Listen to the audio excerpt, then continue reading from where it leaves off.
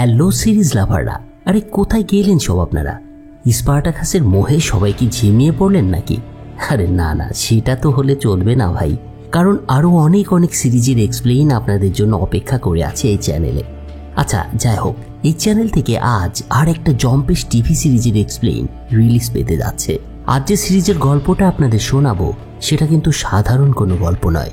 এই গল্পটি এমন কিছু কালো মানুষের গল্প যাদের আফ্রিকা থেকে বন্দি করে নিয়ে সুদূর আমেরিকায় নিয়ে যাওয়া হয়েছিল কৃতদাস বানানোর জন্য। এটা কোনটা কিনতে নামে এমন একজন কৃষ্ণাঙ্গ যুবকের স্টোরি, যার জীবন কাহিনী আপনাকে দেখাবে দাসত্ব কাকে বলে, দাসত্ব থেকে মুক্তি পাওয়ার জন্য কি কি করেছিল কোনতে, কিন্তু তার ভাগ্য কি তাকে শেষ পর্যন্ত সাহায্য করেছিল, নাকি যন্ত্রণাময় জীবনের রীতি ঘটেছিল সাদাদের দাসত্বের শৃঙ্খলে বন্দী হয়েই। বন্ধুরা, সিরিজটার নাম হচ্ছে রুটস, যার অর্থ শেকড়। কৃষ্ণাঙ্গদের বিভৎস যন্ত্রণাময় জীবন এবং শেকড়ের টানে ফিরে যাওয়ার আপ্রাণ চেষ্টার মাধ্যমে সিরিজের গল্পটা গড়িয়েছে। তো আশা করি আপনারা সবাই এনজয় করবেন। নিশ্চয়ই এটা একটা ভিন্ন ধরনের গল্প। তবে এই রুটস নিয়ে এর আগেও একটা সিরিজ তৈরি হয়েছিল, সে সম্পর্কে আমি আজকে যাচ্ছি না। তবে এ বিষয়ে বিস্তারিত জানতে হলে আপনারা গুগল করে নিতে পারেন। তো চলুন এখন আমরা দেখতে শুরু করি সেসব কালো মানুষদের জীবনের গল্প, যাদের আফ্রিকা থেকে ধরে নিয়ে গিয়ে দাসে পরিণত করা হয়েছিল। 1767 সালের ঘটনা। তৎকালীন পশ্চিম আফ্রিকার গাম্বিয়া অঞ্চলের চুফুরেহ গোত্রের একজন যুবক ছিল এই কোনতা কিনতে। গল্পের শুরু হয় প্রধান ক্যারেক্টার কোনতেকে দেখিয়ে। এই আদিবাসী সম্প্রদায়ের প্রধান ছেলে ছিল সে। কোনতা কিন্তের বয়স ছিল তখন মাত্র 16 বছর। যেদিনের ঘটনাটা বলা হচ্ছে সেদিন তাদের গ্রামে একটা পার্টি হচ্ছিল। সেই পার্টিতে এসেছিল জিনা নামের এক সুন্দরী মেয়ে। কোনতে বরাবরই এই জিনার প্রতি বেশ একটু দুর্বল থাকত, মানে জিনাকে সে পছন্দ করত। কিন্তু তাদের গ্রামের আর একটা ছেলে কোনতের আগেই জিনাকে প্রপোজ করে বসেছিল। তাদের গোত্রের ট্রেডিশন অনুযায়ী ছেলেটা একদিন নিজের টুপি জিনার সামনে খুলে রাখে। আসলে এভাবেই তারা নিজেদের পছন্দের কথা প্রকাশ করত। কিন্তু এটা যখন ঘটছিল তখন কোনতে বিষয়টা দেখে ফেলে এবং বলাই বাহুল্য তার মাথা গরম হয়ে যায় এবং সে ওই ছেলেটার সাথে মার পিটে জড়িয়ে পড়ে। কিন্তু কোনতের মা এগিয়ে এসে তাকে শান্ত করে এবং তাকে বলে, এখানে ঝামেলা করো না, বাসায় চলে যাও। কোনতে তার মায়ের কথা সব সময় মেনে চলত, তাই এদিনও সে তার কথা অমান্য করতে পারে না। চুপচাপ তার বাড়িতে ফিরে আসে কোনতে। কিছুক্ষণ পর অদ্ভুত দেখতে একজন লোক তার সাথে দেখা করতে আসে, কিন্তু তারপরই তাকে অপহরণ করে নিয়ে যায় সে। আসলে তাকে অপহরণ করার বিষয়টা সত্যি সত্যি ঘটছিল না। এটা ছিল এই গোত্রের কাউকে প্রশিক্ষণ প্রদানের একটা অংশ, বলতে পারেন শুরুর অংশ। যারা কোনতেকে কিডন্যাপের নাটক করেছিল তারা আসলে কোনতের শত্রুপক্ষের কেউ নয়, বরং এদের কাছে সেদিন থেকে কোনতেকে কঠোর ট্রেনিং নিতে হতো। এই গ্রামের প্রত্যেকটা ছেলেকেই এই কঠোর ট্রেনিংয়ের মধ্যে দিয়ে যেতে হতো, কারণ আফ্রিকার এই দেশগুলোতে বিভিন্ন রকম প্রতিকূল পরিস্থিতি সব সময়ের জন্যই তাদের হাতছানি দিত। আর তার থেকেই বাঁচতে প্রত্যেকটা বাবা মাই চাইতো তাদের ছেলে বড় হওয়ার সাথে সাথে সাধারণ প্রতিরক্ষা ব্যবস্থাগুলো নিজে নিজেই শিখে নিক, আর তার অংশ হিসেবেই এসব ট্রেনিং করানো হতো তাদের। তো একটু পরেই দেখা যায় লোকগুলো কোনতেকে সহ তার সমবয়সী আরও বেশ কয়েকজনকে একটা জঙ্গলের ভিতরে নিয়ে এসেছে এবং এরপরই শুরু হয় যোদ্ধা বানানোর ট্রেনিং। সেদিনের পর থেকে কোনতের প্রশিক্ষণ শেষ না হওয়া অবধি তাকে সেই জঙ্গলেই বসবাস করতে হয়। এভাবে কিছুদিনের মধ্যে কোনতে একটা জঙ্গলি ঘোড়া চালানোও শেখা যায়। এছাড়া জ্যাভলিন থ্রোতেও তার খুব ভালো দক্ষতা ছিল। ট্রেনিং শেষ করে কোনতে একদিন তার গ্রামের বাড়িতে ফিরে আসে। এ সময় তার মায়ের কথাবার্তা শুনে আমরা বুঝতে পারি কোনতে বেশ কয়েকদিন সেই জঙ্গলে কাটিয়েছে এবং এখন সে একজন প্রাপ্তবয়স্ক পুরুষ। ওদিকে জিনা কিন্তু তখনও কাউকে বিয়ে করেছিল না বা রিলেশনও জড়ায়নি, কারণ মেয়েটা এই কোনতা কিনতেকেই পছন্দ করত। আর এটা যখন কোনতে জানতে পারে তখন একদিন সে তার কাছে গিয়ে তাকে প্রপোজ করতে একটা নির্জন স্থানে নিয়ে আসে। কিন্তু এখান থেকেই কোনতা কিন্তের দুঃসহ জীবনের সূচনাটা ঘটেছিল। সেদিন কোনতে জিনাকে যখন বিয়ের প্রস্তাব দিতে যাবে ঠিক সেই মুহূর্তে একটা মানব শিকারী গ্রুপ সেখানে হাজির হয়। মানব শিকারী বলতে তাদেরকেই বোঝানো হয় যারা এসব যুবকদের ধরে নিয়ে গিয়ে শ্বেতাঙ্গ কৃতদাস ব্যবসায়ীদের কাছে বিক্রি করে দিত। এই লোকগুলো আগে থেকেই কোনতেদের গ্রামের আদিবাসীদের ভালো চোখে দেখত না। তো কোন্তে এদের দেখে অনেক বেশি রেগে যায় এবং এদের সাথে মারামারিতে জড়িয়ে পড়ে। কিন্তু শেষমেশ কোন্তে তাদের সাথে আর পেরে ওঠে না। পরাজিত কোন্তেকে লোকগুলো বিক্রি করে দেওয়ার সিদ্ধান্ত নেয়। তারা তাকে ইউরোপিয়ান স্লেভ ট্রেডার্সদের কাছে উচ্চ দামে বিক্রি করে দেয়। কিন্তু এই বিষয়টা যখন ঘটছিল তখন কোন্তে খেয়াল করে তাদের গ্রামের অনেকেই ধরে নিয়ে এসেছে এইসব মানব শিকারীরা এবং তাদের মধ্যে তার এক চাচাও রয়েছে। তো এসব দেখে কোন্তে একসময় জ্ঞান হারায়। পরের দিন কোন্তের যখন জ্ঞান ফেরে তখন সে নিজেকে একটা জাহাজে আবিষ্কার করে। তার হাত পা শেকল দিয়ে বেঁধে রাখা হয়েছিল। তার মতো এমন অনেক কালো চামড়ার মানুষকে সে সেখানে দেখতে পায়। সবাইকেই ইংরেজরা দাস হিসেবে বিক্রি করে দেওয়ার জন্য ধরে নিয়ে যাচ্ছিল। এসব ইংরেজদের আচরণ ছিল পিশাচের চেয়েও জঘন্য। তারা তাদের বিনোদনের জন্য এইসব বন্দীদের নাচ গান করতে বাধ্য করত। কিন্তু প্রতিদিন একবার করে অপর্যাপ্ত খাবার ছাড়া এই কালোদেরকে আর কিছুই দেয়া হতো না। তো সেদিন কোন্তে কিছুক্ষণ পর দেখতে পায় জিনাকেও এই ইংরেজরা আটক করে ধরে নিয়ে এসেছে। আর জিনাকে দেখে সে অনেক বেশি চিন্তিত হয়ে পড়ে। পরবর্তীতে জিনা যদিও জাহাজ থেকে লাফ দিয়ে নিচে নেমে যাওয়ার ট্রাই করেছিল, কিন্তু গার্ডরা তাকে ধরেও ফেলেছিল। তো এভাবেই চলছিল সেই জাহাজের জীবন। তবে যেদিন গার্ডরা জিনাকে ধরেছিল তখন কোন্তে ট্রেডার্সদের বিরুদ্ধে বিদ্রোহ করার চেষ্টা করে, কিন্তু কিছুক্ষণের মধ্যেই সে বুঝতে পারে এভাবে সে তাদের সাথে পেরে উঠবে না। তাই কোন্তে মনে মনে ঠিক করে এদের কাছে যে বন্দুকগুলো আছে সেগুলো তার আগে কেড়ে নিতে হবে, তাহলেই যদি এখান থেকে বের হওয়া যায়।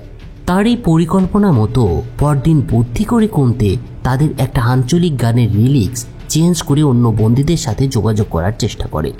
যেহেতু এই আফ্রিকানদের ভাষা ছিল ভিন্ন, তাই ইংরেজরা বুঝতে পারছিল না এই গানের অর্থ এবং তারা এটাও ধরতে পারেনি যে এই গানের মধ্যে দিয়ে কোন্তে কিভাবে তার প্ল্যানকে অন্যদের কাছে পৌঁছে দিচ্ছে। কিন্তু শেষ পর্যন্ত কোন্তের এই বুদ্ধিটা কাজে আসে না, কারণ ইংরেজদের অস্ত্র ভাণ্ডার ছিল অনেক বড়। তাই আপাতত বন্দীরা আক্রমণ করতে পারলেও শেষ পর্যন্ত তাদের হারতে হয়। তাই কোন্তে স্বাভাবিকভাবেই ইংরেজদের অস্ত্রগুলোকে তার কবজায় নিতে আর সক্ষম হয় না। এরপর কিছুদিনের মধ্যেই দাসবাহী জাহাজটা আমেরিকার মেরিল্যান্ডের অ্যানাপোলিসে এসে পৌঁছায়। আফ্রিকায় ধরা পড়ার পর প্রায় 87 দিনের যাত্রা শেষে জাহাজটা আমেরিকায় এসে পৌঁছেছিল। সেখান থেকে এরপর কোন্তেদেরকে ভার্জিনিয়ায় শিফট করা হয়। এখানে এসে ইংরেজ স্লেভ ট্রেডার্সরা কৃষ্ণাঙ্গ বন্দীদের বিভিন্ন ধনী পরিবারের কাছে বিক্রি করে দিতে শুরু করে।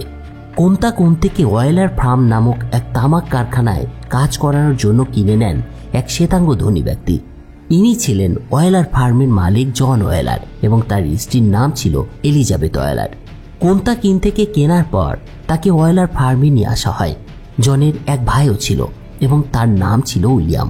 কিন্তু এই দুই ভাইয়ের মধ্যে খুব একটা ভালো মিল ছিল না। উইলিয়াম জনের কাছে অনেক টাকা পেত, কিন্তু জন সেটা দিতে গড়িমসি করছিল, আর সে কারণেই জনকে মাঝে মাঝেই অনেক কথা শুনতে হতো তার ভাইয়ের থেকে। যাই হোক, এই ওয়েলার ফার্ম দেখাশোনা করার দায়িত্ব পালন করত কোনলি নামে এক লোক। আর এই কোনলি ছিল খুবই নির্দয় একটা মানুষ। কোনলি সবসময় শুধু কর্মচারীদের সাজা দিতে নানা রকমের অজুহাত খুঁজে বেড়াতো। ছোটোখাটো দোষ পেলেও কারো রক্ষা ছিল না তার হাত থেকে। প্রথম যেদিন কোন্তেকে এখানে নিয়ে আসা হয় সেদিন কোন্তে সেখান থেকে পালিয়ে যাওয়ার চেষ্টা করে, কিন্তু বলাই বাহুল্য ধরা পড়ে যায় সে। আর এর জন্য জন ওয়েলার সিদ্ধান্ত নেন যতদিন কোন্তে এখানে নিজেকে মানিয়ে নিতে না পারবে ততদিন তাকে চোখে চোখে রাখতে হবে। আর এই জন্য ফ্রিডলার নামে এক দাসকেও নিযুক্ত করা হয়েছিল। ফ্রিডলার অনেক আগে থেকেই ওয়েলার ফ্যামিলিতে দাস হিসেবে কাজ করে আসছিলেন। তবে মিউজিকে ফ্রিডলারের প্রতিভার কারণে একজন দাস হওয়া সত্ত্বেও সে একটু বেশি মর্যাদা এবং আদর যত্ন পেত এই ওয়েলারদের কাছ থেকে। সেদিন ফ্রিডলার এসে কোন্তেকে বলে, তোমার উচিত আঞ্চলিক রীতিনীতি ভুলে গিয়ে এখানকার পরিবেশের সাথে খাপ খাইয়ে নেয়া। তুমি যত বেশি ঝামেলা করবে ততই তুমি বিপদে পড়বে, তাই এই ঝামেলা থেকে দূরে থাকাই তোমার জন্য মঙ্গল। সে সেদিন আরও বলেছিল ইংরেজরা অনেক স্বার্থপর টাইপের হয়। ফ্রিডলারের কথাগুলো শুনে কোন্তে বুঝতে পেরেছিল এই লোকটা খুব একটা খারাপ নয়, তাছাড়া সেও তার মতো একজন কৃষ্ণাঙ্গ। সেই বাড়ির মালকিন এলিজাবেথ ফ্রিডলারকে একটু বেশি পছন্দ করত, কারণ যখন তার মন খারাপ হতো তখন ফ্রিডলারের গান এবং ভায়োলিনের সুর তার মন ভালো করে দিত। সেদিনের পর কোন্তের নতুন একটা নাম রাখা হয়েছিল টবি। কোন্তেকে ধরে নিয়ে আসার পর ইতিমধ্যে একে একে 4টা মাস পার হয়ে গিয়েছিল। তবে সময়ের সাথে সাথে আস্তে আস্তে কোন্তেকে এই পরিবেশের সাথে বাধ্য হয়ে মানিয়ে নিতে হয়েছিল। কিন্তু তার টবি নামটা কখনোই পছন্দ হতো না। ইতিমধ্যে 4 মাস পার হয়ে গেলেও এই নামে কেউ তাকে ডাক দিলেও সে সাড়া দিত না। আসলে কোন্তে ছিল খুব জেদি একটা ছেলে। ফ্রিডলারও প্রথম দেখাতেই বুঝতে পেরেছিল এটা, এবং তারা এটাও বুঝেছিল এই ছেলেকে বশে আনা অনেক কঠিন হবে তাদের জন্য। একদিন কাজ করার সময় কোনলি কোন্তেকে টবি নামে ডাকতে শুরু করে, কিন্তু কোন্তে তার ডাকে কোনো সাড়া দেয় না। উল্টো সে তাকে বলতে থাকে, আমার নাম টবি নয়, আমার নাম কোন্তে, আমাকে কোন্তে নামেও ডাকো। এরকম আচরণে সেদিন কোনলির মাথাটা গরম হয়ে যায়। আসলে সে তো এরকম একটা সুযোগেরই অপেক্ষা করত। কোনলির রাগটা সে সময় ফ্রিডলার বুঝতে পেরেছিল। সে সময় কোনলি ফ্রিডলারকে বলেছিল, এই কোন্তে তোমার অধীনে রয়েছে, ছেলেটাকে যত দ্রুত পারো বশে আনার চেষ্টা করো, না হলে এর বেয়াদবির কারণে তোমাকে কিন্তু সাজা ভোগ করতে হবে। কিন্তু ফ্রিডলার তাকে উত্তর দেয়, সাজা তুমি দিতেই পারো, কিন্তু এলিজাবেথ ম্যাডাম জানতে পারলে কি হবে সেটাও একবার ভেবে নিও। আসলে এসব কথার মাধ্যমেই ফ্রিডলার মূলত নিজেকে রক্ষা করত, আর এ সময় সে কোন্তেকেও রক্ষা করার একটা প্রচেষ্টা চালিয়েছিল। যাই হোক, এদিকে কোন্তে এসব কিছু দেখেও তেমন কোনো মাথা ঘামাতো না। তার সব সময় মনে হতো একটাই বিষয়, যেভাবেই হোক এখানে একটা উত্তেজনাকর পরিস্থিতি তৈরি করতে হবে তাকে, এবং তারপর সুযোগ বুঝে পালিয়ে যেতে হবে। এরপর একদিন রাতে ফ্রিডলার কোন্তেকে দেখতে আসে। কোন্তেকে সবসময় তার বেয়ারাপনার জন্য একটা শেকলে বেঁধে রাখা হতো, যাতে সে পালাতে না পারে। সেদিন ফ্রিডলার কোন্তেকে এই পরিবেশের বাস্তবতা অনেক বোঝানো ট্রাই করে। সে তাকে এটাই বলে, মালিকদের সঙ্গে খারাপ আচরণ করলে তার বিপদ আরও বাড়বে। কোন্তেকে সব কিছুর সাথে মানিয়ে নিতে হবে, কিন্তু কোন্তে তার কথা শোনে না। উল্টো একটা পুরনো গানের সুর গুনগুন করে গাইতে শুরু করে সে। আর এই গানের সুরটা আবার ফ্রিডলারের অনেক পরিচিত ছিল। ছোটবেলায় ফ্রিডলার তার দাদির কাছ থেকে এই গানটা শুনত। আজ এত বছর পরে এই পুরনো সুরটা শুনে ফ্রিডলার অনেক বেশি আনন্দিত এবং আবেগতাড়িত হয়ে পড়ে। এই গানের বদৌলতে অবস্থা তার এমন হয় যে সে কোন্তেকে চেঞ্জ করবে কি, উল্টো কোন্তেই তাকে পরিবর্তন করে ফেলেছিল। যে দাসত্বের বোঝা তার সমস্ত সত্তা জুড়ে ইতিমধ্যেই বাসা বেঁধেছিল, সেটা থেকে মুক্তি পেতে চাইছিল এই বুড়ো ফ্রিডলার। এরপর একদিন কোন্তে ফ্রিডলারকে জিজ্ঞাসা করে, উত্তর দিক কোনটা? এই প্রশ্নটা শুনে ফ্রিডলার এক নিমেষেই বুঝে যায় কোন্তের মনে কি চলছে এবং সে কি মতলব বাড়ছে। তাই সে উত্তর দেয়, এখান থেকে পালিয়ে যাওয়ার প্ল্যান অনেক বেশি ডেঞ্জারাস। এই মুহূর্তে একদমই সেই চিন্তা তোমার করা উচিত নয়, কারণ সবাই তোমাকে চোখে চোখে রাখছে। তবে ক্রিসমাসের সময় মালিকরা মজ মাস্তিতে ব্যস্ত থাকে, সেই সময়ে তুমি একটা চান্স নিতে পারো। ফ্রিডলারের কথা শুনে কোন্তে আপাতত পালানোর পরিকল্পনা ত্যাগ করে এবং মুখ বুজে দিন রাত কাজ করতে শুরু করে। আসলে সে ক্রিসমাসের জন্য অপেক্ষা করতে শুরু করেছিল। ফ্রিডলারও তাকে আশ্বাস দিয়েছিল যে পালিয়ে যেতে সে তাকে সাহায্য করবে, কারণ ফ্রিডলার চাইছিল তাদের মধ্য থেকে অন্তত একজন মুক্ত জীবনে ফিরে যাক। এটাও বা তার জন্য কম কিসের, কারণ কালোদের দুঃসহ জীবন সে যত বছর ধরে দেখতে পেয়েছে, এটা তাকে পাগল করে তুলেছে। যাই হোক, এভাবেই দেখতে দেখতে ক্রিসমাসের দিনটা চলে আসে। সেদিন সবাই যখন পার্টিতে ব্যস্ত, তখন ফ্রিডলার মিউজিকের তালে তালে সবার মন ভুলিয়ে ফেলে। একসময় সে পুরনো ওই গানের সুরটা প্লে করে, যেটা কোন্তে তাকে গেয়ে শুনিয়েছিল। আসলে এটা ছিল একটা সিগন্যাল কোন্তের জন্য। তাই সুরটা বাজতেই কোন্তে পালিয়ে যাওয়ার জন্য রেডি হয়।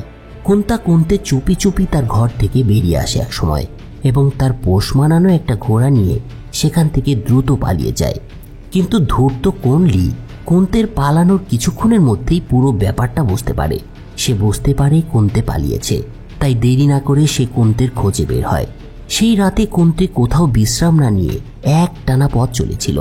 সারা রাত ধরে ছুটে চলার পরেও শেষ রক্ষা হয় না তার। পরের দিন জঙ্গলি পোষা কুকুরের সাহায্যে কোন্তেকে খুঁজে বের করে কোনলি, এবং তাকে আবার আটক করে ফার্মে নিয়ে আসা হয়। সেখানে তার ভাগ্যে যেটা হওয়ার ছিল সেটাই হয়েছিল সেদিন। তার কপালে জোটে চাবুক পেটার শাস্তি। কোনলি নিজে হাতে নির্মমভাবে চাবুক পেটা করতে থাকে কোন্তেকে। পেটানোর এক পর্যায়ে সে জনকে বলেছিল, এসব কিছু হয়েছে ফ্রিডলারের কারণে, ওকে বিক্রি করে দেওয়া উচিত তোমার। কিন্তু এলিজাবেথ তো ওর গান না শুনে থাকতে পারে না। তাই উইলিয়াম সিদ্ধান্ত নেয় সে জনের কাছ থেকে ফ্রিডলারকে কিনে নেবে। আসলে সে এলিজাবেথকে খুশি করতে চেয়েছিল, আর এর জন্যই সে এই সিদ্ধান্তটাই নিয়েছিল। যাই হোক, এরপর আমরা দেখতে পাই সেই ঘটনার পর আরও 10টা বছর পার হয়ে গিয়েছে। কোন্তে এখনও পালিয়ে যাওয়ার নানা কৌশল এবং রাস্তা প্রতিনিয়ত খুঁজে বেড়ায়। এটা ছিল সেই সময় যখন আমেরিকার স্বাধীনতা ঘোষণা হয়েছিল এবং চারিদিকে যুদ্ধ ছড়িয়ে পড়েছিল। এর মধ্যেই একদিন জঙ্গলে কুন্তে সুযোগ বুঝে কনলিকে শেষ করে দেয়। লোকটা তাকে প্রতিনিয়ত নির্যাতন করত, তাই সে বাধ্য হয়েছিল কনলিকে খুন করতে। সেদিন কনলিকে শেষ করার পর একটা ইংরেজ দলের সাথে যোগ দেয় কুন্তে। কুন্তে তাদেরকে বলেছিল, আমরা আফ্রিকানরা আমেরিকার বিরুদ্ধে লড়াই করব, তবে এর জন্য আমাদের অস্ত্রের প্রয়োজন। কিন্তু কুন্তে কিছুদিনের মধ্যেই বুঝতে পারে এরাও আসলে ওই আমেরিকানদের থেকে কোনো অংশে ভিন্ন না। কুন্তের সাথে আরেকজন কালো লোক ছিল। ইংরেজরা তাদেরকে বলেছিল, তোমাদেরকে যুদ্ধের জন্য কোনো অস্ত্র দেওয়া হবে না, তোমাদের খালি হাতেই আমাদের সাথে থেকে লড়াই করতে হবে। এরপর সেই ইংরেজদের সাথে আরও কয়েক মাস কেটে যায়। এর মধ্যে কুন্তে এবং তার মতো আরও বেশ কিছু আফ্রিকান যোদ্ধা প্রাণপণ বাজি রেখে যুদ্ধ করতে থাকে। তবে ইংরেজদের মানসিকতা বুঝতে পেরে কুন্তে প্রায় সবসময় পালানোর প্ল্যান করত, কিন্তু যুদ্ধের মধ্যে পালিয়ে যাওয়ার প্ল্যানিং বাস্তবায়ন করা মোটেও সহজ কাজ ছিল না। ইংরেজরা ছিল অনেক বেশি শক্তিশালী, কিন্তু তারপরেও সে একদিন ঝুঁকি নিয়েই পালিয়ে যায়। কিন্তু জলাভূমি পার হয়ে বেশি দূর আর এগোতে পারে না কুন্তে। দুর্ভাগ্যবশত কুন্তে আবারও ওই অয়েলার ফ্যামিলির হাতেই ধরা পড়ে। কি দুর্ভাগ্য! বন্ধুরা, এটা কিন্তু কোনো ফিকশনাল গল্প নয়। আমি প্রথমেই বলেছি, এটা কুন্তা কিন্তে নামক এক আফ্রিকান যুবকের জীবনের করুণ কাহিনী। তাই এর কোনো কাহিনী কল্পনার মিশেলে তৈরি নয়। যেটা শুনছেন সেগুলো সবই বাস্তব। যাই হোক, এবার কুন্তেকে ধরে নিয়ে আসার পর সাদা চামড়ার লোকগুলো তার উপরে আরও নির্মম হয়ে ওঠে। একটা গাছের সাথে বেঁধে মারাত্মকভাবে জখম করা হয় কুন্তেকে। একটা লোক কুড়াল দিয়ে কুন্তের পায়ের পাতার মাঝখান থেকে কেটে ফেলে, যাতে সে আর কোনোদিন পালানোর জন্য দৌড়াতে না পারে। ভাবতে পারছেন বিষয়গুলো? সেদিন স্বাভাবিকভাবেই কুন্তা কিন্তে ভীষণ অসুস্থ হয়ে পড়েছিল। এরপর বেশ কয়েকদিন ধরে সে অজ্ঞান হয়ে বিছানায় পড়েছিল। কয়েকদিন পর যখন তার জ্ঞান ফিরে আসে, তখন নতুন একটা ফার্মে নিজেকে আবিষ্কার করে কুন্তে। এখানে ফ্রিডলার এবং বেলে নামে এক সুন্দরী আফ্রিকান মেয়েকে দেখতে পায়। তারাই তাকে এতদিন সেবা যত্ন করেছে। আসলে এটা ছিল জনের ভাই উইলিয়ামের টেরিটরি। উইলিয়াম ফ্রিডলারকে ইতিমধ্যে কিনে নিয়ে এই ফার্মে নিয়ে এসেছিলেন। এই উইলিয়াম ছিল একজন ডক্টর। সে মাঝে মাঝে পেশেন্টদের ভিজিট করতে বাইরে যেত। এ কারণে এখানকার দাসরা একটু স্বস্তিতেই কাজ করতে পারত। তার ওখানে যে কালো দাস এবং দাসীরা কাজ করত, তারা বিয়ে করতে পারত এবং বাচ্চাও জন্ম দিতে পারত। বেলের এক বান্ধবীও একদিন প্রেগনেন্ট হয়, আর একদিন কাজ করার সময় তার বাচ্চা ডেলিভারি হয়ে যায়। তবে তাকে আর বাঁচানো যায় না। উইলিয়াম সেই বাচ্চার নাম রাখে নোয়া। এর কয়েক সপ্তাহ পর কুন্তিকে দেখা যায় সে বেলেকে বিয়ের জন্য প্রপোজ করছে। আসলে বেলের সেবা যত্নে তার প্রতি অনেক খুশি হয়ে গিয়েছিল সে, এবং ধীরে ধীরে তাকে ভালোবেসে ফেলেছিল। যদিও এসব রোমান্টিক ব্যাপার স্যাপারে কুন্তে অনেকটাই কাঁচা ছিল, কিন্তু ফ্রিডলার এই বিষয়টাকে একেবারে জমিয়ে দিয়েছিল। ফ্রিডলারের প্রচেষ্টায় বেলে কুন্তের প্রস্তাবেও রাজি হয়ে যায়। এরপর একদিন খুবই সিম্পলভাবে কুন্তের সাথে বেলের বিয়ের আয়োজন করা হয়। আফ্রিকার ট্র্যাডিশন অনুযায়ী কুন্তে আর বেলে শেষ পর্যন্ত বিয়ে করে নেয়। ঠিক এ সময় একটা খবর আসে যে উইলিয়ামকে নিয়ে বের হতে হবে। কিন্তু কুন্তে সব থেকে ভালো ঘোড়া চালাতে পারত, তাই উইলিয়ামকে নিয়ে সেই বের হয়। উইলিয়ামের বের হওয়ার কারণ ছিল সেদিন এলিজাবেথের ডেলিভারি হওয়ার কথা ছিল। দেখা যায় সেদিন এলিজাবেথের একটা ফুটফুটে মেয়ে সন্তানের জন্ম হয় এবং তার নাম রাখা হয় মেসি। এই ঘটনার পর একে একে আরও 9টা মাস পার হয়ে যায়। এর মধ্যে কুন্তে এবং বেলের একটা মেয়ে সন্তানের জন্ম নিয়েছে। সে এখন একটা মেয়ের বাবা। কুন্তে তার মেয়ের নাম রাখে কোচি, এবং আফ্রিকার ট্রেডিশন অনুযায়ী এই বাচ্চাকে নিয়ে সে একদিন একটা খোলা জায়গায় আসে। রাতের আকাশের তারা দেখায় তাকে। তার সাথে সেদিন ফ্রিডলারও ছিল। কিন্তু তাদের এই অবস্থার মধ্যে কয়েকজন স্থানীয় ছিনতাইকারীর কবলে পড়ে যায় কুন্তে এবং ফ্রিডলার। তারা অনেক টাকা দাবি করে তাদের কাছে। সেই সন্ত্রাসীগুলো বলে টাকা না দিলে তারা এই বাচ্চাকে সঙ্গে করে নিয়ে যাবে। কিন্তু ফ্রিডলার কিছুতেই এটা মেনে নিতে পারে না, তাই সে ওই লোকগুলোর সাথে লড়াই করতে শুরু করে। আর এই সুযোগে কুন্তে তার মেয়েকে নিয়ে একটা সেফ জায়গায় চলে যেতে পারে। কিন্তু সে চলে গেলেও ছিনতাইকারীদের হাতে খুন হয়ে যায় ফ্রিডলার। এমন একজন প্রিয় মানুষকে হারিয়ে একেবারে দিশাহারা হয়ে গিয়েছিল কুন্তে। এই অভিশপ্ত ভূমিতে আসার পর যে মানুষটার কারণে সে এতদিন পর্যন্ত টিকে থাকতে পেরেছিল, তার এইভাবে চলে যাওয়া দেখে একেবারে মুষড়ে পড়েছিল কুন্তে। কিন্তু এই বিদেশ বিভুঁইয়ের পরিবেশ তাকে শিখিয়েছিল এখানকার মানুষদের মানসিকতা কতটা জঘন্য হয়। তাই সেদিন তার আদতে কিছু করার ছিল না। আর এরপর একে একে আরো 6টা বছর পার হয়ে যায়। একদিন দেখা যায় নোয়া সেই ফার্মে ঘোড়া চালানো শিখছে। নোয়া বেশ বড় হয়ে গিয়েছিল। অন্যদিকে কোৎসি এবং মিসিও অনেক বড় হয়ে গিয়েছিল এবং তারা একে অপরের সাথে প্রায়ই খেলাধুলায় ব্যস্ত থাকত। যদিও কুন্তে কোৎসিকে মানা করত মিসির সাথে মিশতে, কারণ সে জানত সে একজন দাসের মেয়ে ছিল আর মিসি ছিল তার মালিক এলিজাবেথের মেয়ে। কিন্তু মিসি আসলে কোৎসিকে তার বেস্ট ফ্রেন্ড মনে করত। কিন্তু বাস্তবতা তো ভিন্ন ছিল, তাই না? মিসি ধনী পরিবারের মেয়ে হওয়ায় প্রাইভেট টিচারের কাছে পড়াশোনা করত, কিন্তু কোৎসিকে পড়াশোনার কোনো সুযোগ দেওয়া হতো না। এমনকি কেউ যদি জানতে পারত দাস দাসীদের ছেলেমেয়েরা পড়াশোনা করছে, তাহলেও তাদেরকে শাস্তির আওতায় আনার একটা রেওয়াজ ছিল তখন। তো এরপর একদিন দেখা যায় মিসি লুকিয়ে লুকিয়ে কোৎসিকে পড়াশোনা শেখাচ্ছে। এভাবেই নানা ঘটনা প্রবাহের মধ্য দিয়ে আরও 9টা বছর অতিবাহিত হয়। সেদিন ছিল মিসির 15তম জন্মদিন। এই 15 বছরে পড়ার কারণে কেতজিকে একটা সুন্দর গিফট বাক্স উপহার দিয়েছিল মিসি। এটা ছিল এমন একটা বাক্স যেটাতে সে চাইলে সিক্রেট অনেক ডায়েরি লুকিয়ে রাখতে পারত। ওদিকে নোয়াও ততদিনে যথেষ্ট বড় হয়ে গিয়েছিল, তাই উইলিয়াম চাইছিল সে যেন কোৎসির সঙ্গে বেশি বেশি করে সন্তানের জন্ম দেয়, কারণ এতে করে উইলিয়ামের পরিবার ফ্রিতে দাস দাসীর যোগান পাবে। আসলে অদ্ভুত এই সমাজের নিয়মটা, কি অদ্ভুত তাই না? দাস দাসীদের ছেলে মেয়েদেরকেও দাস দাসী হয়েই থাকতে হতো। উইলিয়ামের এই কথা শুনে সেদিন কুন্তের ভীষণ রাগ হয়। বুঝতেই পারছেন, বাবার সামনে যখন এসব কথাবার্তা বলা হয় তখন তার মানসিকতাটা কেমন হতে পারে। তাছাড়া কুন্তে তো অনেক আগে থেকে এরকম ধারণার বিরুদ্ধে ছিল, তবে সে কোনো রকমে নিজেকে সেদিন কন্ট্রোল করে। উইলিয়াম চলে যাওয়ার পর নোয়াকে একটু ধমকও দেয় কুন্তে এবং শেষে তাকে নিষেধ করে নোয়া যেন কোৎসির সাথে না মেশে। কিন্তু এসব নিষেধ সত্ত্বেও কাজের কাজ আসলে কিছুই হয় না, কারণ এরপর আমরা দেখতে পাই নোয়া এবং কোৎসির মধ্যে আগে থেকেই একটা ভালো সম্পর্ক গড়ে উঠেছিল। একদিন কুন্তে তাদের দুজনকে একসাথে ধরেও ফেলে, তবে এরা তখন অনৈতিক কিছু করছিল না। নোয়া জানতো কোৎসি লুকিয়ে লুকিয়ে মিসির কাছ থেকে পড়াশোনা শিখছে। সেদিন নোয়া লুকিয়ে কোৎসির কাছ থেকেও পড়াশোনা শিখছিল, কিন্তু কুন্তে এই ঘটনায় খুব ঘাবড়ে যায়। সে তার মেয়েকে অনেক বকাঝকা করে, কিন্তু কোৎসি তার বাবাকে বলে আমি এভাবে বন্দি জীবন কাটাতে পারবো না। পড়াশোনা আমাকে মুক্তভাবে চিন্তা করতে সাহায্য করেছে এবং নোয়াও এমনটাই চায়। মেয়ের কথাই কুন্তে বুঝতে পারে তার মেয়েটাও একজন তার মতোই হয়েছে, সেও মুক্ত হতে চায়। এই দাসত্বের শৃঙ্খল ভেঙে চলে যেতে চাইছে। এরপর এক রাতে কুন্তেদের এলাকায় বড় একটা ঝড় হয়। ঝড়ের হাত থেকে বাঁচতে সেদিন সবাই যখন আশ্রয়কেন্দ্রে পৌঁছায় তখন এই সুযোগটা কাজে লাগায় কুন্তে। সে প্রথমে নোয়াকে সেখান থেকে ভাগিয়ে দেয়, কিন্তু সকালবেলা সব শান্ত হলে দেখা যায় একটা সার্চ টিম গঠন করা হয়েছে নোয়াকে ধরার জন্য। তারা আবারও সেই জঙ্গলি কুকুরগুলোকে নিয়ে সার্চ করতে শুরু করে দেয়। কিছুক্ষণের মধ্যেই কুকুরগুলো নোয়াকে খুঁজে পায় এবং নিষ্ঠুর কিছু গার্ড নোয়াকে গুলি করে মেরে ফেলে। বুঝতেই পারছেন, সাদা চামড়াদের কাছে তাদের দাসদের পালানো ছিল চরম অপরাধের মতো একটা বিষয়। নোয়ার মৃত্যুর এই খবরটা শুনে কোৎসি সেদিন একেবারে কান্নায় ভেঙে পড়ে, কিন্তু বিপদ তার তখনও কমেনি। একজন এসে কুন্তেকে বলে তোমার পরিবারকে ওয়েলার ফ্যামিলি ডেকেছে। আমরা নোয়ার কাছ থেকে একটা রোড পাস পেয়েছি, আর এই হাতের লেখা কার্ড সেটাই এখন খুঁজে বের করতে হবে আমাদের। এরপর কুন্তের ফ্যামিলিকে মিসির বাড়িতে নিয়ে আসা হয়।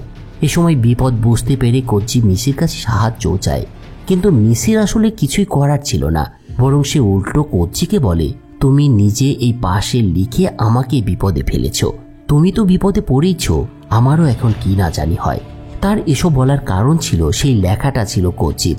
সেদিন কোৎসিও ধরা পড়ে যায় ওয়েলারের কাছে এবং তাকে অন্যত্র বিক্রি করে দেওয়ার সিদ্ধান্ত নেওয়া হয়।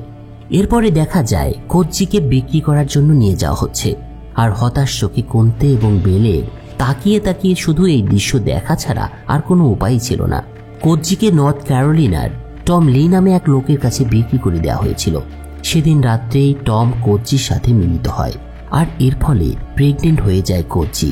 এর ঠিক 9 মাস পরে কোৎসি টমের সন্তানকে জন্ম দেয় এবং সেই সন্তানের নাম রাখা হয়েছিল জর্জ।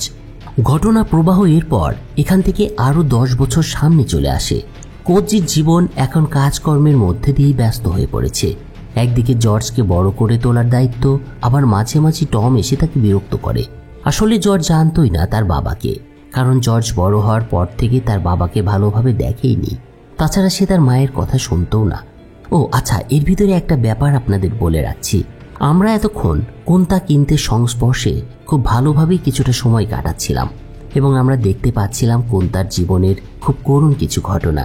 কিন্তু এখন থেকে সামনে যে কাহিনীটা গড়িয়েছে সেখানে কিন্তু কোনতের কোনো অস্তিত্ব পাওয়া যায় না, কারণ এটা বলাই বাহুল্য সময় গড়ানোর সাথে সাথে কোনতে অনেকটা অতীত হয়ে গিয়েছিল, আর তারই বংশধরের কাহিনী আমরা ভবিষ্যতে দেখতে যাচ্ছি।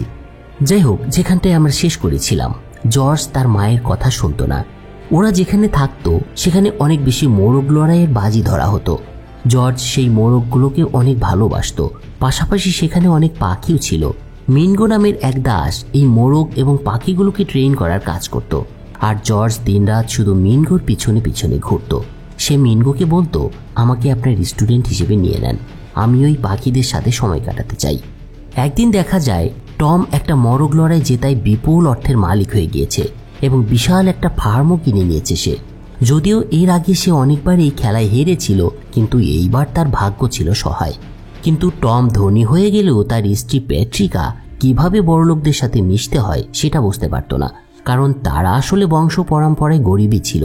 তাই তাদের নতুন ধনী প্রতিবেশীরা তাদের অতীত সম্পর্কে জানতে পেরে একটু নাক সিটকাত। এরপর থেকে তাদের সোসাইটির কোনো অনুষ্ঠানে তাদের ইনভাইট করা হতো না। যাই হোক, এভাবে দেখতে দেখতে আরও 12টা বছর পার হয়। জর্জ এখন একজন দক্ষ বার্ড ট্রেনার হয়ে উঠেছে। সে মিনগোয়ের জায়গায় এখন কাজ করে। পাশাপাশি জর্জ মাঝে মাঝে ছোটোখাটো কক ফাইটেরও আয়োজন করত।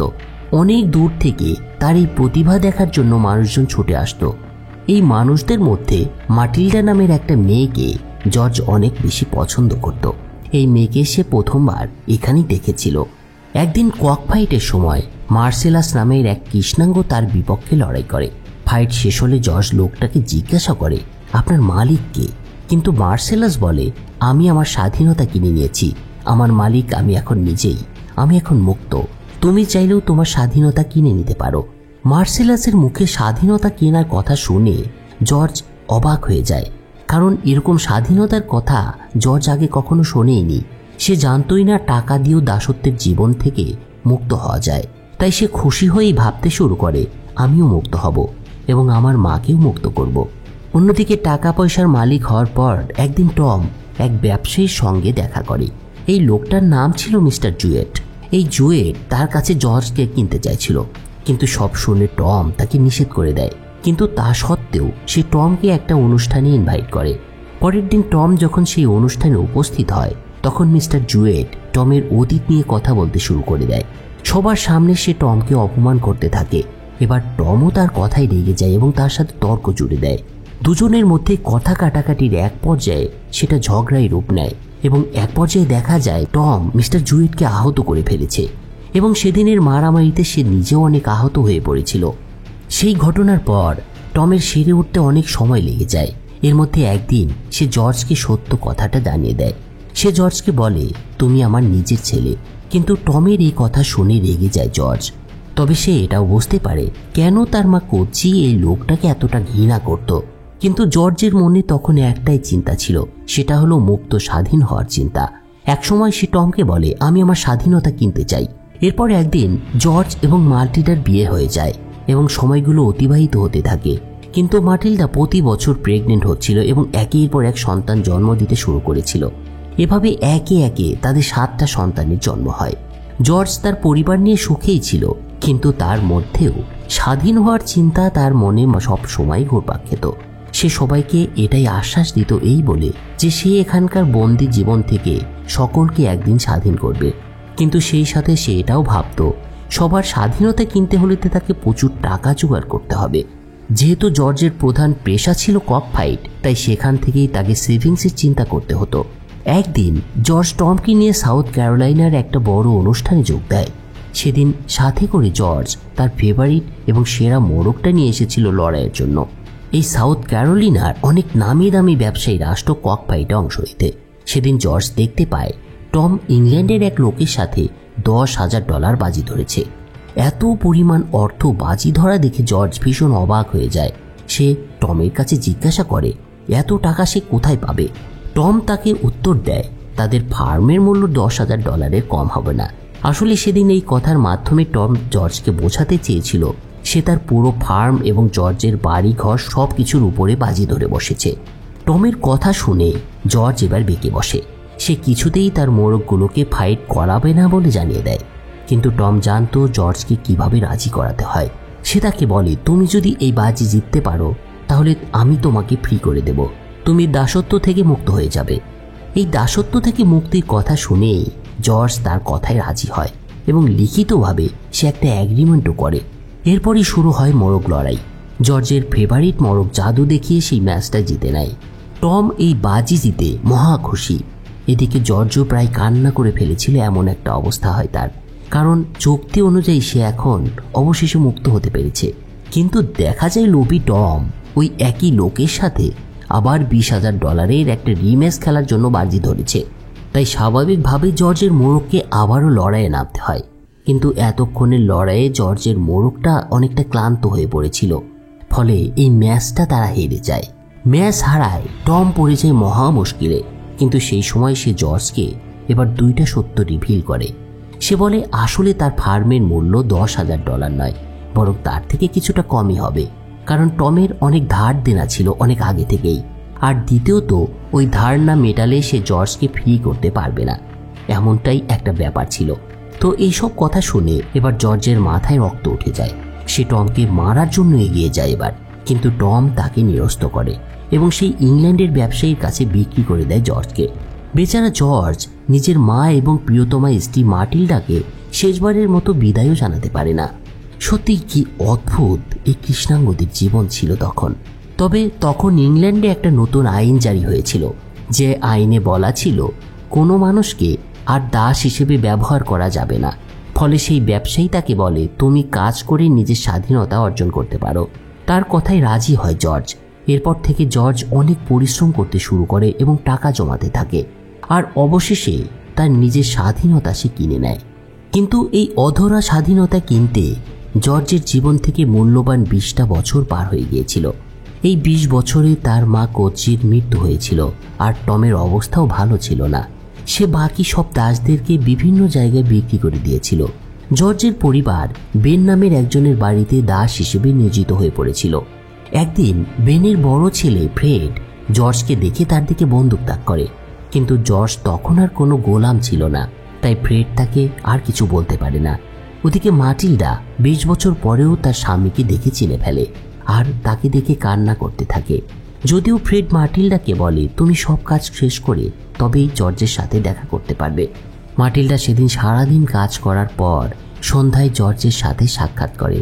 এরপর সে তার ছেলে মেয়েদের সাথে জর্জকে দেখা করাতে নিয়ে আসে। জর্জের বড় ছেলের নাম ছিল নিক। সে এই ফার্মে কাজ করতো না, কারণ সে অনেক দক্ষ একজন কামার হয়ে উঠেছিল, তাই বাইরে কাজ করতো সে। এদিকে নিকের স্ত্রী আইরিনের সঙ্গে জর্জ একদিন কথা বলে। আইরিন তার প্রথম সন্তানের মা হতে চলেছিল। আর অন্যদিকে নিক বাড়ি ফিরে এসে তার বাবাকে দেখে একদমই খুশি হয় না, কারণ সে ভাবতো জর্জ শুধু নিজের কথা ভেবেছে এবং সে এতদিন শুধু ওই কক ফাইট নিয়েই ব্যস্ত ছিল, এজন্যই সে তাদেরকে ছেড়ে চলে গিয়েছিল। অন্যদিকে ফ্রেড আবার একদিন এক লয়ারের সাথে কথা বলে। আসলে নর্থ ক্যারোলিনার নিয়ম অনুযায়ী কোনো মুক্ত দাস যদি এখানে 90 দিনের বেশি থাকে তাহলে সে আবারও দাসে পরিণত হবে। তাই ফ্রেড বলেছিল, আমি 91তম দিনে ওই কালো চামড়ার জর্জকে আবারও দাস হিসেবে আমার কাছে কিনে নেব, আরেক জায়গায় চড়া দামে বিক্রি করে দেব। কিন্তু এই কথাটা আবার মার্টিল্ডা জেনে ফেলেছিল, তাই সে জর্জকে সেখান থেকে চলে যেতে বলে। এর কিছুদিন পর আমেরিকায় গৃহযুদ্ধ শুরু হয়। জর্জ সাউথের একটা গ্রুপে জয়েন করে। ওদিকে ফ্রেড ছিল তার এলাকার মেজর। আমরা এখানে মিস ন্যান্সি নামে একজনকে দেখতে পাই। সে ছিল ফ্রেডের ফিয়ান্সি। আসলে এই ন্যান্সি ছিল একজন স্পাই এজেন্ট। তার সাথে চার্লস নামে একজন সঙ্গীও ছিল। এরা নর্থের হয়ে কাজ করত এবং এখানে আবার নিকের ডিউটি পড়েছিল। সে ন্যান্সি এবং চার্লসের বিষয়টা জানতে পারে। ন্যান্সি তাকে বলে, আমাদের সাহায্য করো, তাহলে তোমরাও ফ্রি হয়ে যাবে। তবে নিক কিছুটা ভয় পাচ্ছিল। এক রাতে নিককে কয়েকজন মিলে অ্যাটাকও করে, আর নিক তাদেরকে থামাতে পারে না। সে বুঝতে পারে ন্যান্সি এবং চার্লসের সাথে তার কাজ করা উচিত, না হলে এভাবে অ্যাটাক হতেই থাকবে। এরপরের দিন সে চার্লসের সাথে মিলিত হয়ে একটা অ্যাম্বুশ অ্যাটাক প্ল্যান করে। তাদেরকে কিছু ইম্পর্টেন্ট ডকুমেন্ট কবজা করতে হতো, কিন্তু ওই রাস্তা দিয়ে সেদিন ফ্রেড তার দলবল নিয়ে যাচ্ছিল। তাই নিক তাদেরকে দেখে কোনো রকমে সেখান থেকে পালিয়ে আসতে সক্ষম হয়, কিন্তু শেষ পর্যন্ত চার্লস ধরা পড়ে যায়। চার্লসকে টর্চার করা হলে সে ন্যান্সির কথাটা বলে দেয়। এরপর ফ্রেড তার ফিয়ান্সিকে চাপ সৃষ্টি করতে থাকে আর চার্লসের সঙ্গে কে কে ছিল সেদিন সেটা জানতে চায়। কিন্তু ন্যান্সি তাকে বারবার বলতে থাকে চার্লস একাই ছিল, তার সাথে অন্য কেউ ছিল না। এরপর দেখানো হয় ফ্রেড রাগান্বিত হয়ে ন্যান্সি এবং চার্লস দুজনকেই মেরে ফেলেছে। এর কয়েক মাস পরে অবশেষে এই গৃহযুদ্ধের সমাপ্তি ঘটে। যত কালো চামড়ার দাস দাসী ছিল সবাই আনন্দে মেতে উঠেছিল, কারণ এখন থেকে তারা মুক্ত হয়ে গিয়েছিল। তারা যে যার মতো কাজ করতে পারবে এবং সেগুলো দিয়েই তারা নিজেদের মতো করে চলতে পারবে, কারো হুকুম পালন করতে হবে না। নিকরা ওই বেনের ফার্মেই কাজ করত। একদিন বেন এসে তাদের বলে, তোমরা অল্প টাকা বেতন হিসেবে পাবে, কারণ ফসলের দাম এখন অনেক কম। আসলে এটা ছিল তার একটা চাল। এভাবে করলে তো দাসটা সংসার চালাতে হিমশিম খাবে, আর এমনটা চলতে থাকলে তারা ওই আগের মতোই আবার দাস হয়েই তার কাছে রয়ে যাবে। তো জর্জের ছেলেমেয়েরা এই বিষয়টা বুঝতে পারে। এর কয়েকদিন পর নিক তার বাবা জর্জকে খুঁজতে বেরিয়ে যায় এবং একটা বর্ডার এরিয়াতে জর্জকে আহত অবস্থায় পেয়েও যায় তারা। এরপর তাকে বাড়িতে নিয়ে আসে। সেদিন জর্জ সিদ্ধান্ত নেয় সে তার পরিবার নিয়ে নর্থে ফিরে যাবে এবং নিজেদের ফার্ম তৈরি করে সেখানেই সুখে শান্তিতে বসবাস করবে। এই ব্যাপারটা নিয়ে সে বেনের সাথে আলোচনা করতে আসলে তার বজ্জাত ছেলে ফ্রেড এসে বাধা দিতে শুরু করে। সে মিথ্যে আইন কানুন শুনিয়ে তাদেরকে থামানোর চেষ্টা করে, কিন্তু নিক রাগারাগি করলে ফ্রেড তার বন্দুক বের করে নিকের দিকে তাক করে, কিন্তু জর্জ এর আগেই ফ্রেডকে শুট করে মেরে ফেলে। আর এখানেই তার ভবলীলা সাঙ্গ হয়ে যায়। এই সিনের মাধ্যমে বোঝানো হয় জর্জরা আসলেই মুক্ত হয়ে গিয়েছিল শেষ পর্যন্ত। যে কেউ চাইলেই তাদের আর দমিয়ে রাখতে পারত না। প্রতিবাদ করা এখন তাদের অধিকার হয়ে দাঁড়িয়েছিল। আর এখানেই এই অসাধারণ রুটসের গল্পের সমাপ্তি ঘটে। বন্ধুরা, আমরা কয়েকটা জেনারেশন দেখতে পেয়েছি, যেটা শুরু হয়েছিল আফ্রিকার গাম্বিয়া অঞ্চল থেকে আর শেষ হয় এই নর্থ ক্যারোলিনায় এসে। এই স্টোরিটার মাধ্যমে আমরা কিছুটা অন্তত বুঝতে পেরেছি কালোদের দাসত্বের জীবনের করুণ ইতিহাসটা ঠিক কেমন ছিল। এই ধরনের গল্পগুলো আমাকে ভীষণ টানে। জানি না আপনাদের কেমন লেগেছে সেটা জানাতে আশা করি কমেন্ট করবেন। ভালো লাগলে অবশ্যই ভিডিওতে একটা লাইক দিবেন এবং চ্যানেলটা সাবস্ক্রাইব করে আশা করি সিরিজ স্টোরিজের পাশে থেকে যাবেন। এই পুরো সিরিজটা আমি একটা ভিডিওতেই শেষ করে দিয়েছি, শুধুমাত্র আপনারা যাতে পুরো স্টোরিটা একত্রে দেখতে পারেন সেজন্য। তো সবাই ভালো থাকুন, ফিরছি খুব শীঘ্রই অন্য আর একটা সিরিজের গল্প নিয়ে। Take care.